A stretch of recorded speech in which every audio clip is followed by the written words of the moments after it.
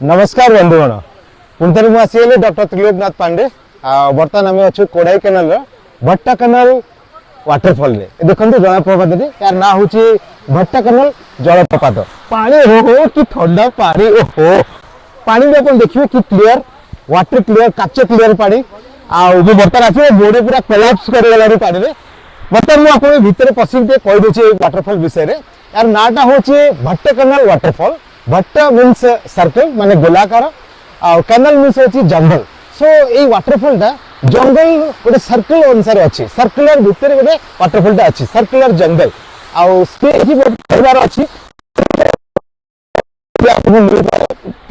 अच्छी जे आपण स्पिरिचुअली ए जगह हजिबे सेति आपको कहा जाय सर्कुलर फॉरेस्ट आप देखि पारथिबे एटा होची हमर भट्टकल वाटरफॉल एवं केते सुंदर जल आछि जल पूरा एकदम क्लियर आपन कहबी जदी देखि पारंतु जल पूरा क्लियर अछि एठी पूरा क्लियर वाटर आउ मो बंधु आपन को आशा करे जते आपण माने आसीबे एई भट्टकल वाटरफॉल को विजिट करंतु